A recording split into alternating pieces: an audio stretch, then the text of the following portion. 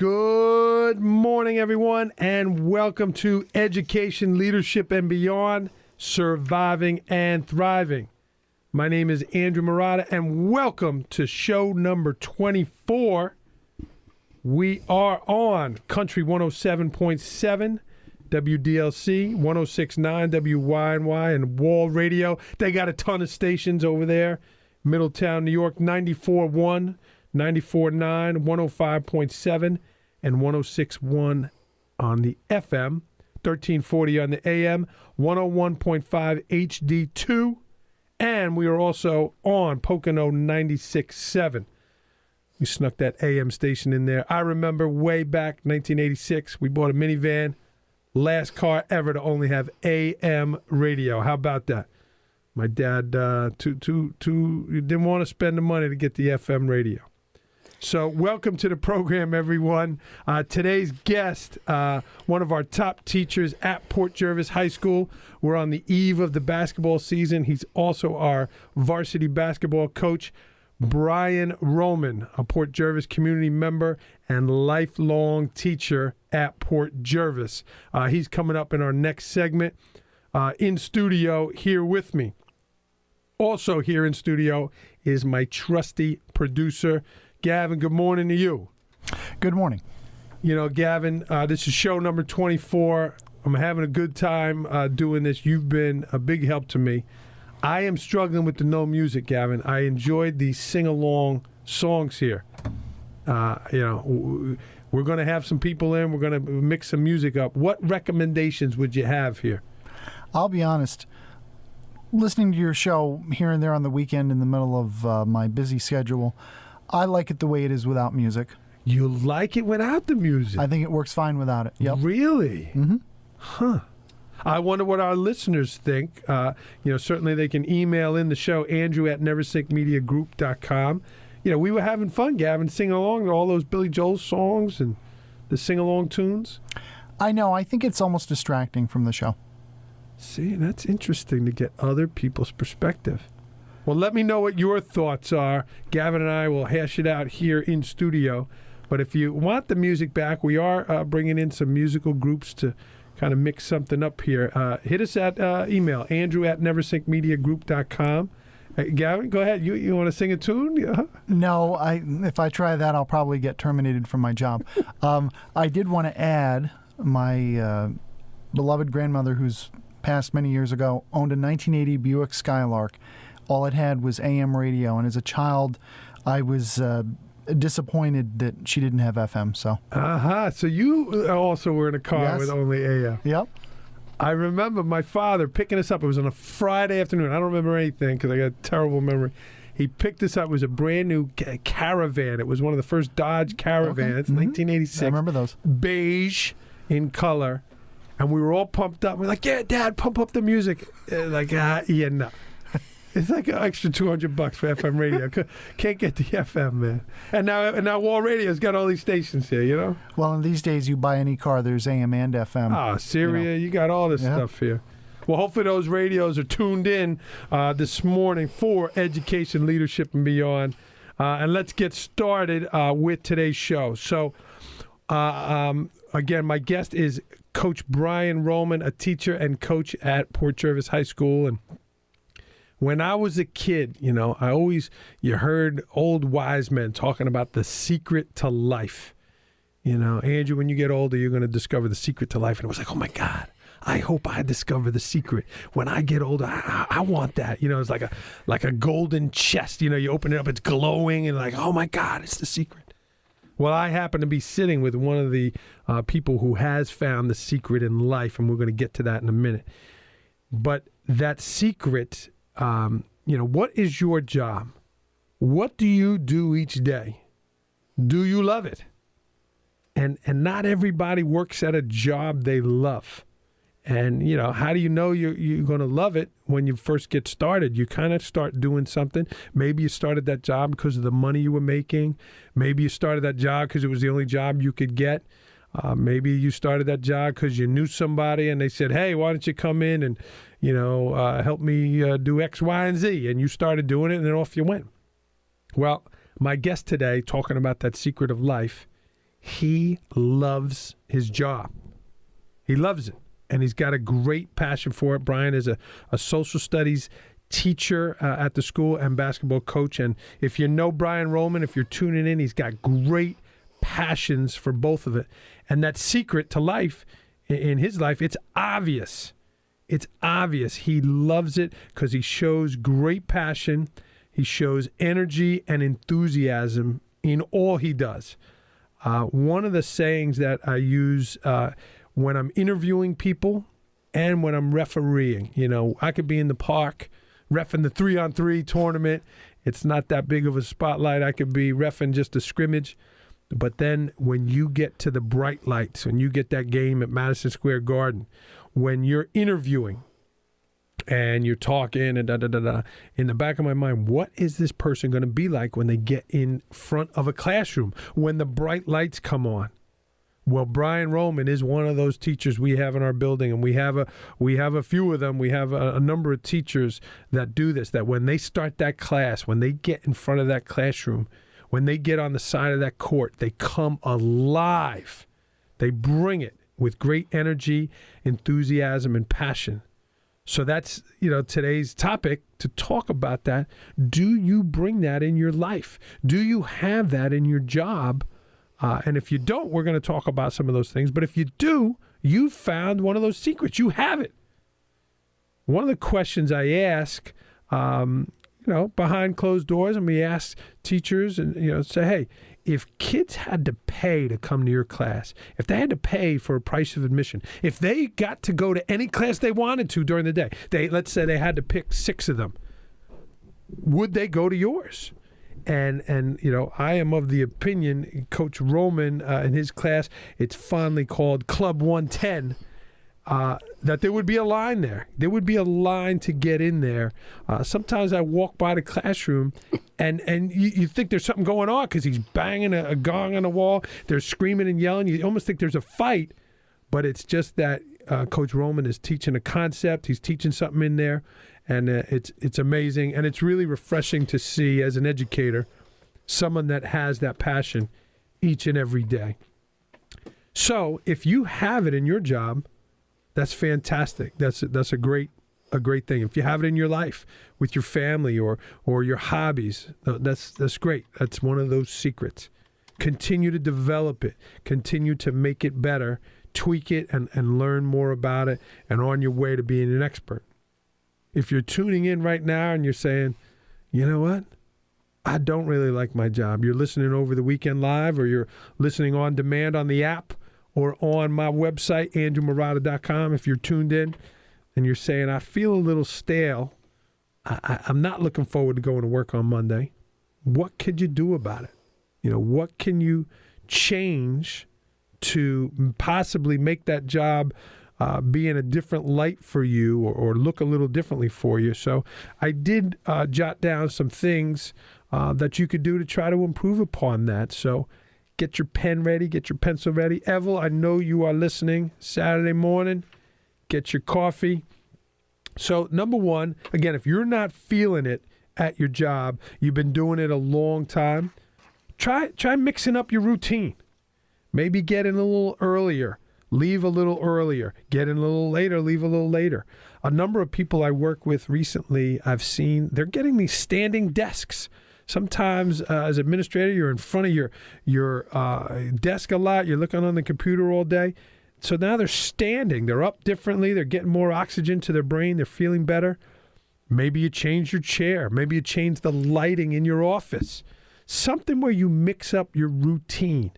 If you continue to do the same things, if you continue to operate in the same exact manner, you're going to get the same results. Number 2, do some research about your job. Get on the internet. It's so easy to do research right now. Get on the internet and punch in your job and punch in outside the box, or doing blank differently, whatever that job is, and see what's out there. Can it be done differently? Is there a technique out there that you don't know about that you haven't tried? Number 3, go to a conference, or in the educational world, we say professional development. Go somewhere. Ask your boss. Can you go to a conference? Can you go to a meeting? Can you go somewhere where you might learn something? As part of my job as principal, I have to present once a month to the staff. We have faculty meetings, and I try to make them as great as they can be. They're at the end of the day, teachers are tired, but I do try to make them interactive. And I learned 2 new presentation methods, Mentimeter.com and Today'sMeet.com. I'd never been on those. We explored them, we tried them, and they were great. I enjoyed them. Number 4, how about a sabbatical? Does your job, does your role in your work, do you have that opportunity? Can you take a 2-week, a month, a 6-month sabbatical where you could do something different? Take a course, travel, write, do something different. Do you have that option? And if you do, give it a shot. How about number 5? Get a mentor. Even if you've been doing your job 10 years, reach out to a friend, reach out to somebody that's doing it very well and develop a relationship with that person. Dr. Gilbert has said in the past, success leaves clues. So get connected with someone that's doing your job, that's successful, and they might give you some clues. They might give you some tips. How about switching your role? I know specifically, again, my guest today, Brian Rollman, no pun intended.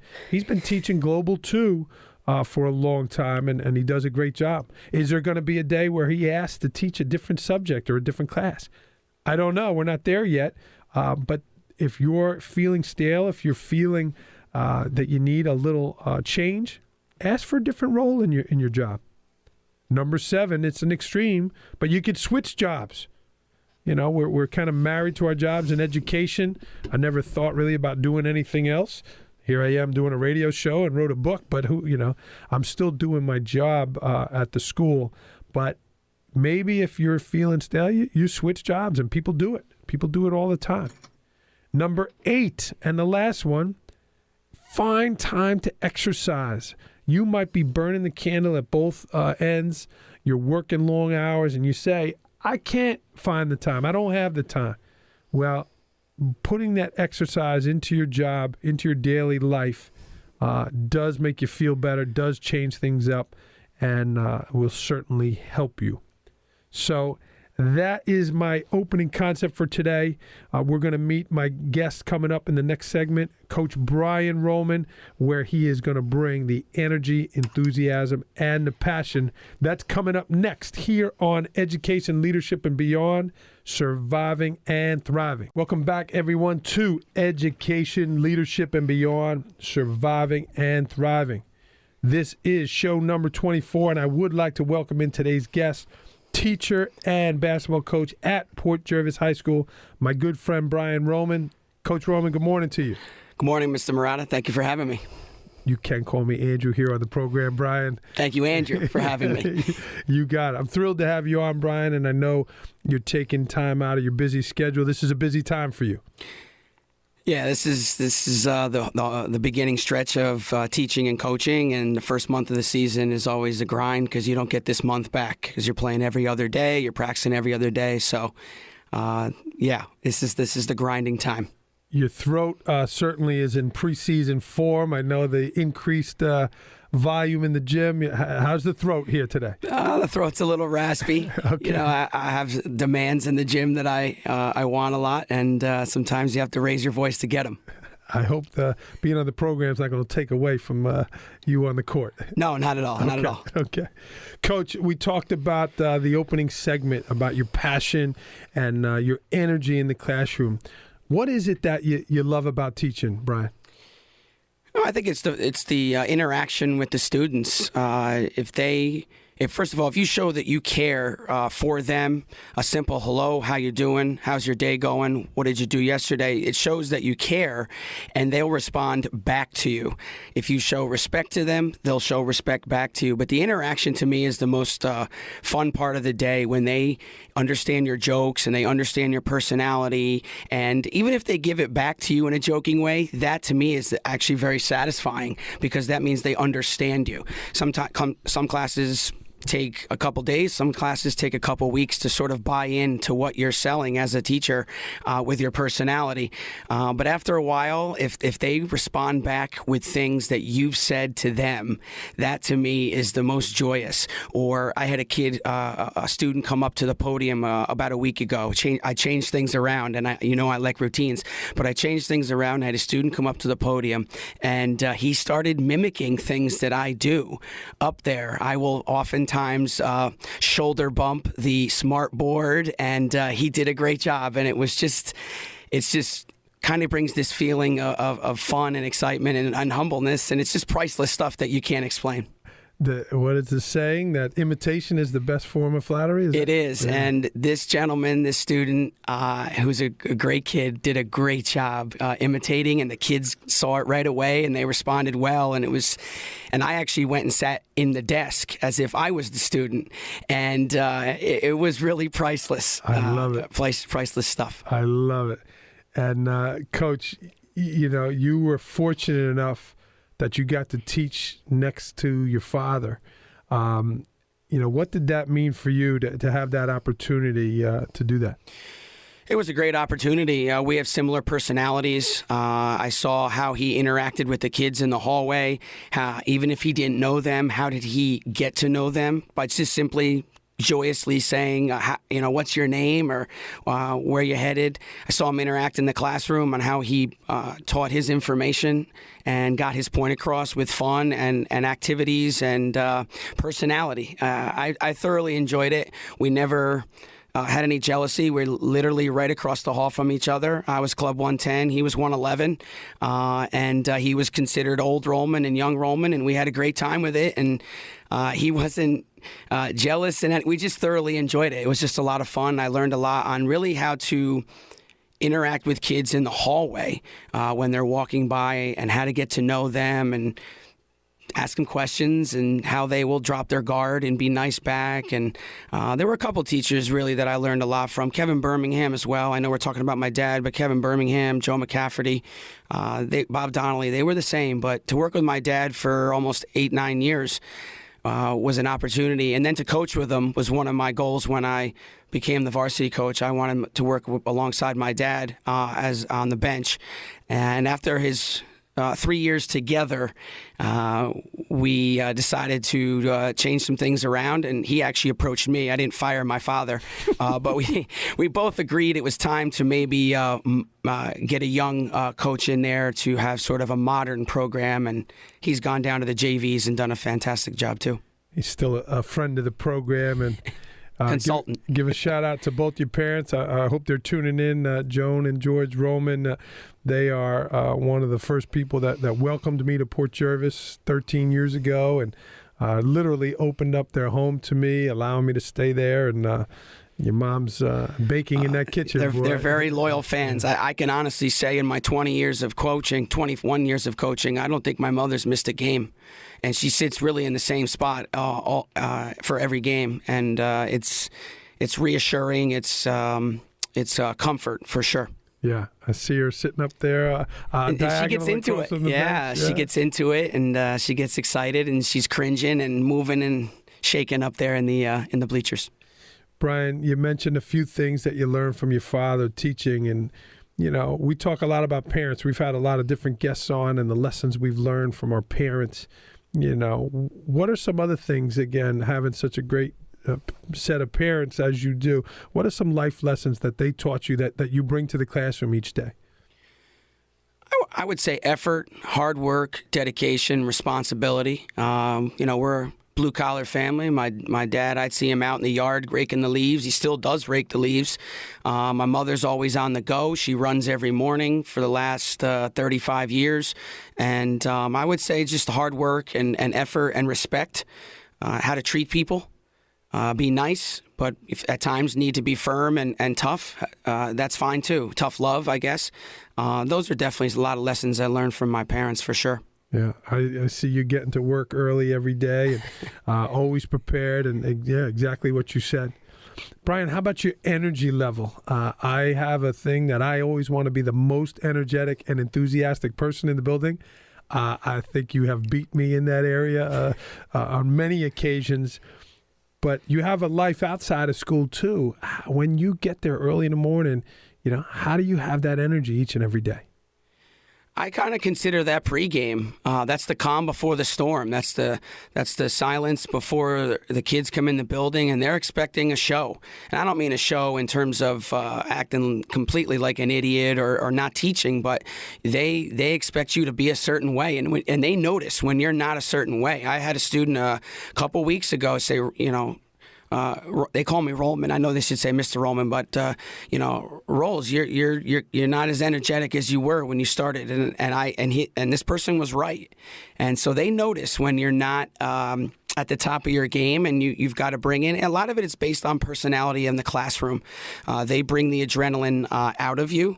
I would say I'm a very anxious, nervous person to begin with, so to burn it off teaching is probably the best thing to happen to me. I haven't been diagnosed with anything. It wouldn't be shocking if I had something.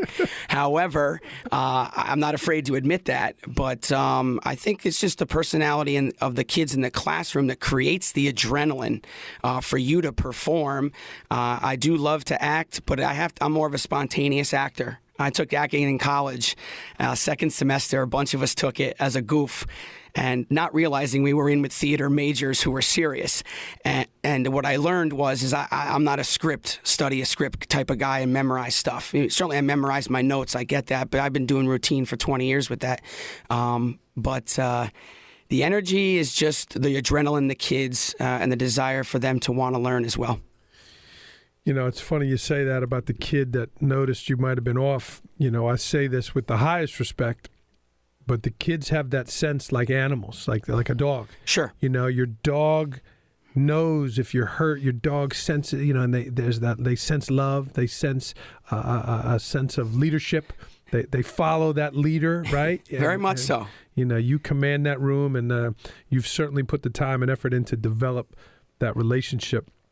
Brian, you mentioned about routine, and again, your classroom routine, and you have your structure all good, and you have gotten on board with trying to advance with some of the things we're doing with technology. You and I joke now about the overhead projector from years ago, but you've slowly brought it in, and in talking with teachers and educators about technology today, I always want to say you're never going to replace all the things you just talked about, the relationships, the connections with the kids. And that's what makes Club 110 so special. But how have you brought technology in, and how do you use it to help you better in the classroom? Well, again, I'm a person who likes routine, and change for me is very difficult. So when technology is I'm told to change because new technology has come out. I'm very hard-nosed. I basically want to change at my own pace. I'll take my time. I don't dislike technology in the classroom. I think it is very advantageous with where kids are with technology today, with phones and all that stuff. However, I just kind of want to go at my own pace. But I think it is important showing a video or just flashing things up there. Kids tend to lock it in more because it's instant, and their lives are instant now with the way texting is and Snapchats and pictures. And so I'm receptive. I just need to kind of go at my own pace so that I can not panic when things start to go bad, or if things start to go bad in the classroom with it and such and so forth. But I'm getting there. I'm adjusting. However, like I said, I'd like to prefer to go at my own pace. But I have enjoyed the changes that I have made, and I see what it does to better enhance you as a teacher. Coach, let me shift gears a little bit to our community. You were born in this community. You went away to college, and you came back. You got a job in your former school, and you live in the community now. You are someone who is invested here. I remember when we first met way back when, and one of the first things you said, Andrew, where are you going next? And I kind of was like, I'm not going anywhere. And you patted me on the back and said, well, I hope you stay. And that was someone who's looking for good people to join this community, not use it as a stepping stone. But that being said, Coach, it seems like Port Jervis is making a resurgence with what's going on downtown. And in terms of the school, making it an important component, education, an important component, and part of everyone's life. We have some really high achieving students. how do we bring the mid-achieving and the lower-achieving students? How do we raise that together as educators? I think we have to find a way to get the parents a little bit more involved. I think we have to. We've done a great job with Eric Hipsman visiting homes. We have a lot of kids that do struggle getting to school and have the importance. What I'd like to see, and I know it's a monetary issue, but maybe we hire someone else. I don't think it's just one person that can go around and grab kids out of school or out of their home and get them to school. We have to find a way to kind of get the parents on board in various ways. Meetings. We have a great parents' night. Maybe have a couple more parents' nights a year instead of just doing one in September. Maybe you put one in the mid-year and stuff like that. So I just think we all kind of need to get on board and kind of make it a priority for the parents to tell the kids, the education. We're not saying you have to go to college necessarily, but an education will ultimately get you further in life in some way, shape, or form, even if it's a skill at C-Tech. So I think if we just kind of all work together and get the parents on board, it's it'll work itself through eventually. And in our halls, as the principal, one of the things I want to do is continue to make school an appealing place for kids. The days of you go to school and this is what you have to do because this is what we're doing versus we're making, Port Jervis an attractive place to be. Yeah. You've made Club 110 a place where kids want to go because of all the things that we talked about. Yeah, kids are very nice to me to say that. I just don't. I'm very tough on compliments about myself. Maybe I just don't want to believe it, and then I get a big ego or something. But I have heard kids say in class very nicely, I came to school today because of your class, or I came to school today because we're taking a test.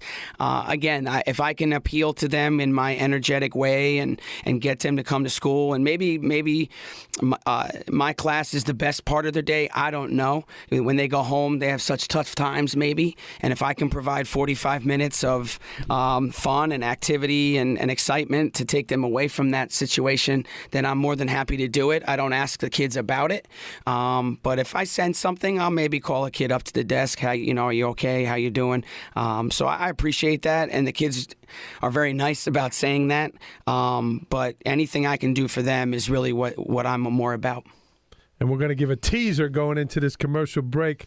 I'm going to come back. I'm going to what would a WWE Wrestling Championship belt have to do with Coach Rollman and Club 110? You'll find out right when we come back here on Education, Leadership, and Beyond, Surviving and Thriving with today's guest, Coach Brian Rollman. Welcome back, everyone, to Education, Leadership, and Beyond, Surviving and Thriving.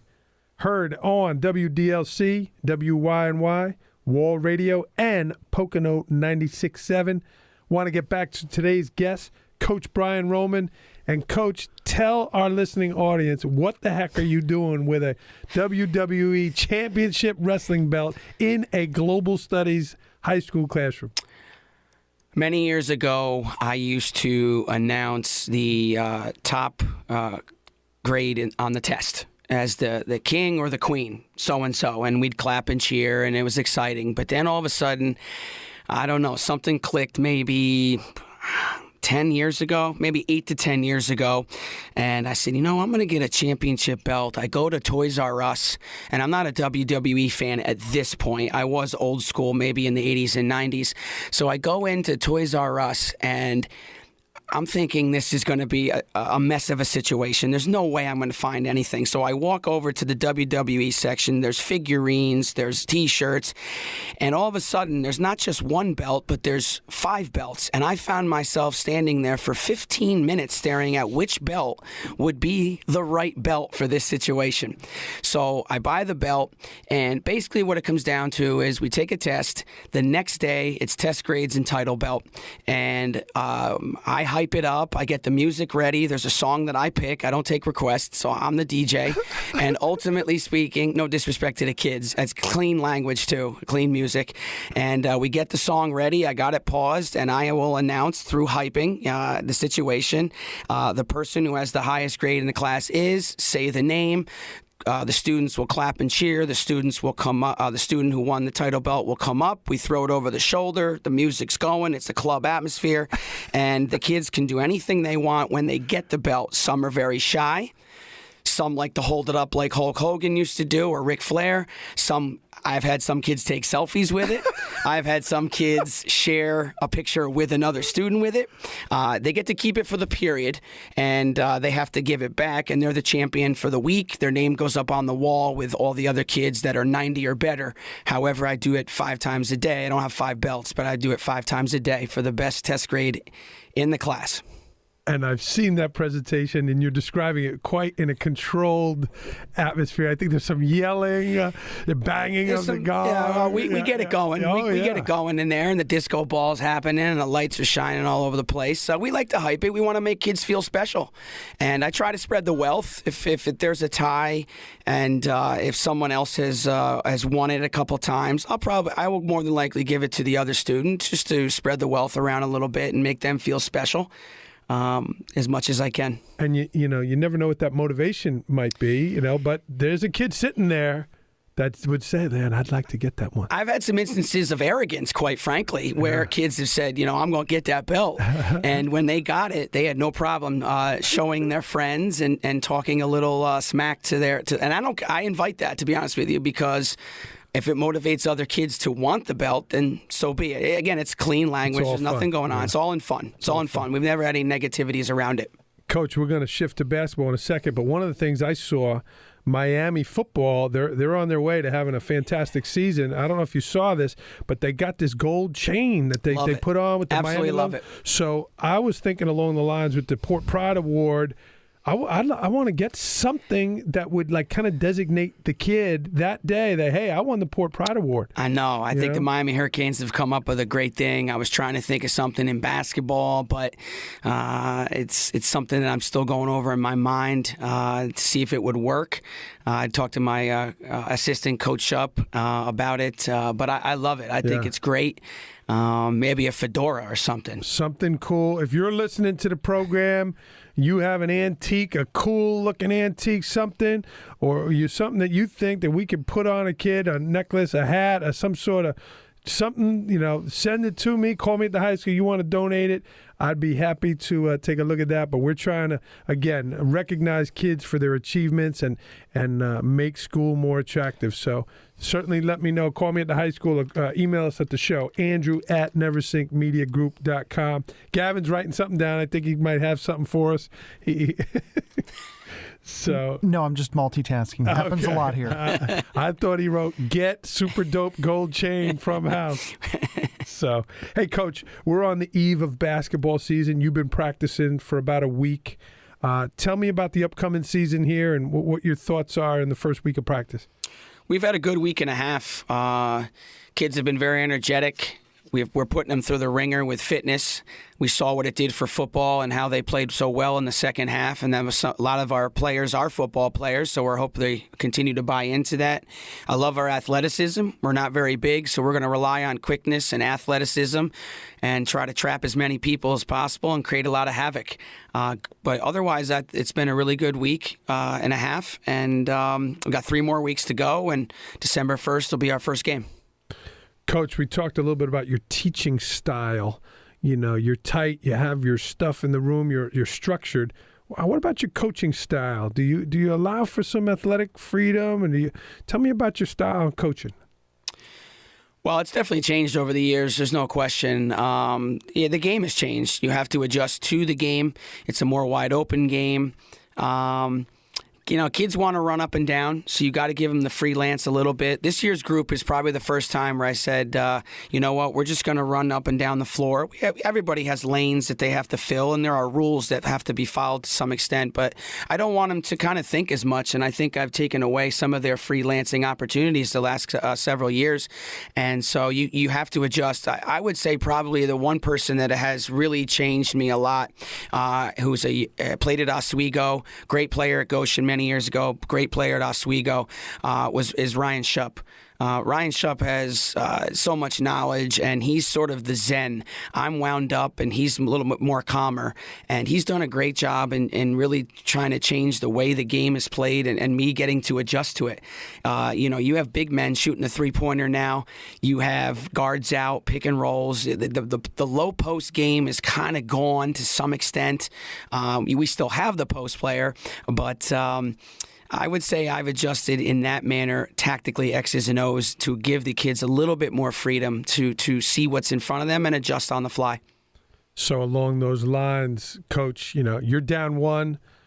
They take a shot. You get the rebound. 8 seconds to go. Your guard's charging down the floor. You calling timeout, or you letting them go, or you gonna just whatever your instinct? Honestly, I think it's best to just let them go, because a lot of times, depending on the score, the defense isn't going to foul you. So you can easily go right to the basket if you're down 1 or 2. They're not going to foul you in that situation. And I think if you have less thinking sometimes and more instincts, then ultimately kids will make the right play in the end. Great. And you mentioned Ryan Shupp. Ryan followed your lead there with the belt he developed in his classroom, Mount Shuppmore. And the kids get their name up there. And well, as you said earlier, imitation is the best form of flattery, my friend. Yeah. Coach, along those lines, we spoke about your father as one of your first mentors, but in the coaching fraternity, whether it's high school, college, who is someone that's a mentor of yours and someone that you admire as a coach? Well, I spent 13 years under Ron Semerano as the JV coach. He taught me so much on how to handle kids or deal with kids. Handling, and it sounds a little negative, but how to deal with kids and personalities. Make sure you check up on kids that transfer. We had a situation recently where a kid wanted to transfer in, but one of the things that you have to make sure of is their eligibility. And he was going to be a 5th year in high school. And if you don't check up on that, then you are going to be deemed ineligible as a team. And he taught me a lot about things behind the scenes on checking on grades. Coach Semerano was phenomenal. He would sit on the bus with these kids, and they would sit in the seat with him. And he literally got kids through high school that had maybe no chance in other places. And so I would say Coach Semerano. Outside of school, I would definitely go to Monticello High School basketball coach Chris Russo. We came up together. We coached JV against each other for a long time. We're now coaching varsity together. We deal with the same type of kids who may have some home issues or have some issues that they have to deal with at times. So I lean on him for a lot of the background and advice, I would say. Todd Rose, Washingtonville High School, is a great friend. He'll give you anything, his shirt off his back, like Chris Russo. Those gentlemen are certainly high on my priority list, and I do rightfully respect Coach Howe at Cornwall. I mean, he's a Hall of Famer. He's done anything that I've ever asked him to do. When I was building the program, I don't want to use the I. When we were building the program, we would play a tight game against Cornwall, which was a very big deal when you're trying to build your program. And he took time out of his after the game speech to give to his team. He would come over to our locker room and just talk to the kids and be positive and you're on the right track type of situation. So I would say those 4 local coaches for sure. And I remember when the season ended last year on a last-second shot against Cornwall, you had a very nice, respectful handshake and hug with Coach Howe from Cornwall, and you could see the emotion there that you had. Yeah, he's a great guy. Like I said, basketball coaches are a fraternity. We get along.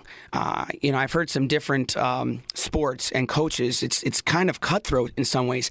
Basketball coaches, we all get along. If you need a video, bam, it's sent. You need a text, you got advice. Everybody looks out for everybody in the basketball coach fraternity, and it's no different with Coach Howe and many of the guys I recognize. Brian, the name of this program is called Education, Leadership, and Beyond. And one of the things we've talked about in the past is motivation. Your inner motivation as a teacher and a coach, and but certainly working with these kids. Some of our other seasons, Brian, are 6 weeks to 2 months. You're looking at 3 to 4 months of coaching these kids. They're long days. It's cold. You have weekend practices. It's 10 degrees out. How do you continue to motivate those kids for all of that time? Yeah, there's no question. Winter is no disrespect to any other coaches, but winter is a tough season to coach. It is about 3.5 months. It's a lot of stops and starts. There's snow days and early releases, and games are moved, and it's really tough on the kids and the parents too. You try to keep them motivated. Certainly winning doesn't hurt. If you're winning, that's motivation in itself. You try to give advice and you try to give good speeches that are motivational and keep the kids kind of moving forward. Certainly changing your practices up with drills and certainly doesn't hurt either. I would also say shortening your practices as time goes on in January and February. It is a grinding part of the season, and you try to keep kids motivated that way. Maybe you play something other than basketball. One year we played, we found the Nerf balls. Don't tell the phys ed teachers, but we found the Nerf balls, and we played a game of dodgeball. And in half the gym, we pulled the bags across. We made sure nobody could hurt, obviously, but it was just an opportunity to do something different, to change it up. Maybe you pull out the ping pong tables. Maybe you play a game of kickball. You don't do it before the game, obviously, but it is a tough season to get through at times. Winning, like I said, doesn't hurt, though. I read one of Phil Jackson's books one time, and he talked about an intense series with the Knicks that he canceled practice at the Garden, had the bus go down to the ferry, and they actually had a Staten Island ferry lined up, and the Bulls took a ferry ride during that playoff series to do just what you talked about. You just try, if you can just take them out of the gym once in a while. Many years ago, we used to do bowling in the beginning of the season. I haven't done that recently. It's something maybe I should do maybe mid-season, but again, it has to fit into your schedule because you are playing and practicing every other day, it seems. Sure. Coach, we are up against a commercial break. I have some rapid-fire questions for you before we get to that. These are quick answers, Coach. You're doing a great job today. These are quick answers, all right? So here we go. Best thing about teaching in Port Jervis? The kids. Best thing about coaching hoops in Port Jervis? Competition, the drive, the will to win. Get your name on that banner. Thing that irritates you the most about officials? I got a couple. Arrogance, referees that don't explain something to you, and when a referee makes a call from away from the play that's really not their call. So, for example, quickly, plays under the basket, referee's under the basket, the other one is at the midline. It's not in my opinion, it's not the midline guy's call. Coming from left field there. What is an absolute no-no with you as a coach? Lack of effort. Okay. What is the number one most important characteristic of a leader? Probably has to be the hardest worker on the floor. Has to be able to put themselves out there and be vulnerable to their friends. Doesn't have to be the best player. Has to be vocal, but positive at the same time. Last movie you watched? The Big Sick by Judd Apatow. And we talked a little bit off air about that. I'm going to have to check it out. When you read, what kind of stuff do you like to read? Unfortunately, I'm not a big book reader. Again, it goes back to that anxiousness, nervousness. Maybe I'm lack of focus. I read GQ magazine, Sports Illustrated magazine. Keep you styling. Yeah, I'm going to bring back that red coat at some point. We are going to be right back with Coach Brian Rollman, and teacher from Port Jervis here on Education, Leadership, and Beyond. Welcome back, everyone, to Education, Leadership, and Beyond, Surviving and Thriving. My name is Andrew Murata, and this has been a great show with my friend Coach Brian Rollman, show number 24. Before we get back to Coach, I'd like to recap the beginning of today's show and let you know how you can become part of the show. You can email in andrew@neversinkmediagroup.com. You can follow me and the show on Twitter @AndrewMurata21. And also you can get all kinds of information at andrewmurata.com. The shows are on there on demand or on replay. They're also on the app, the Wall Radio app, the Pocono 96.7 app, and the WDLC Country 107.7 app, all on demand. So if you didn't catch Coach Rollman live today, you can follow up during the week or any time to do that and follow up. Also, on the website. I did write my book. We released it in September. This show is airing now in November, but I did write a book this fall, The Principle, Surviving and Thriving, and that is also found on my website. But today's show, I'd like to recap quickly, talking about the secret to life. One of the secrets to life is doing something that you love, and Coach Rollman certainly does that with his energy, his enthusiasm, and his passion. It is evident that he loves his job and he loves what he does. And we offered some tips for things you could do if you're not feeling that with your job. So if you didn't hear the first part, get your pen, jot these down. Number one, you can mix up your routine. Go in a little earlier, come in later. You can mix it up. Number two, do some research out there on how people are doing things differently at their jobs that are similar to yours. Number three, go to a conference or a seminar. Number four, how about a sabbatical? A week, a month, a half a year, if you can do it, that would recharge the batteries. Number five, get a mentor. Success leaves clues. Who's someone that's doing a job similar to yours that can become your mentor? Number six, ask for a different role within your organization. Number seven, this is an extreme one, but how about switching jobs? Or number eight, exercise or mix up your eating habits, and that'll change the way you feel during the day. That being said, let me welcome back in Coach Rollman. Coach, you did a great job today bringing the energy on the program. I thank you very much. I've had a great time. Yeah, this is good. We might have to have you back when we come end of the college hoop season and talk tournament time. Oh, that's not a problem at all. I know you'll be more than happy to do it. We didn't talk about your passion for the Carolina Tar Heels and college basketball. But, Coach, this is the write-in portion of the show, and the community and listeners have an opportunity to write in to the program. So we do have a question for you today. What recommendations would you give to a parent or a young person listening who might be in like the middle school years, 5th through 8th grade, to get ready for high school, to become an excellent high school student? What recommendations would you make? I would say and I'm not a parent, but I would say if you are a parent, ultimately speaking, be a part of your kid's life. Ask them how their school day was. Ask them how their teachers are doing. I know families today maybe don't sit down as much with a meal situation, but at the dinner table or sitting in the living room, ask them how their day was, be a part of it. Ask them, what work they did today or how was school. As far as the student is concerned, I would probably say, learn some responsibility, discipline, balance, because the high school life can overwhelm you.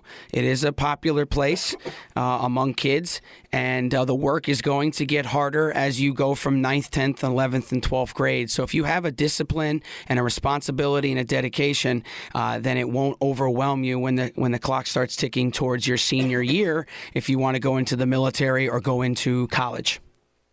Great. Coach, sorry. I got my coaching voice here. Had some water go down the wrong pipe. Sorry about that. No worries. I can keep talking.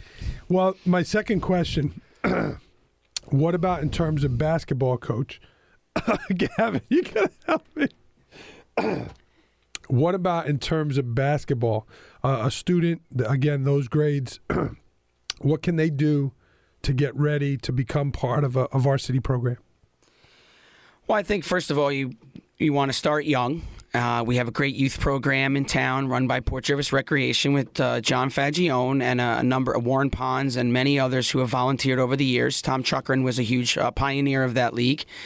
Then you want to start doing individual skills and work on your game and work on those skills, maybe at Church Street or at other clinics or camps. And then ultimately, when you make the JV team or the varsity team, personally, yes, you have to have some type of skill. But the big thing for me is you have to understand how to play. We just had tryouts, and it's tough because we have to make cuts, and it's not easy to do. And we do it face to face so that we tell the kids what they need to improve, and there is no gray areas to going home and saying this and that, and be a man about it and come and see me if you're not sure exactly why you didn't make it. But for for me personally, certainly the grades have to be there. The behavior has to be there. One of my phrases is keep the grades up and the bad behavior down. But understanding how to play. Where am I supposed to be when the ball is here? How do I react when this happens?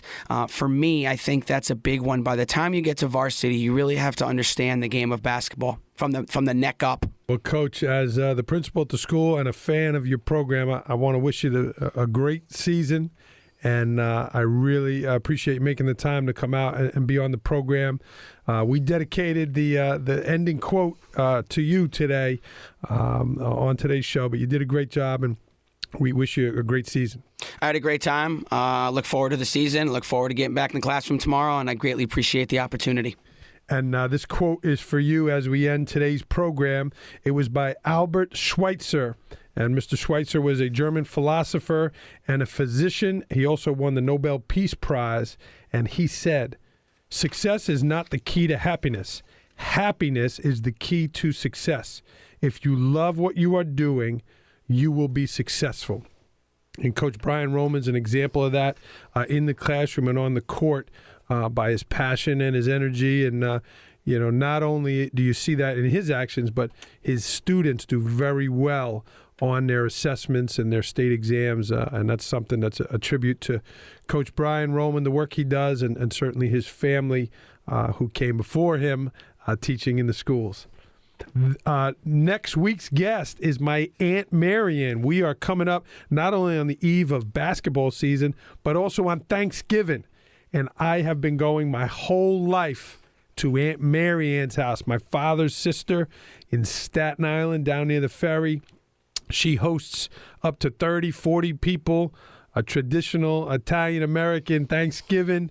We're going to talk about Thanksgiving traditions and all that happens next week on Education, Leadership, and Beyond. That is all for this week. Show number 24. Signing off. Go out and change the world for the better. Thanks for tuning in, everyone.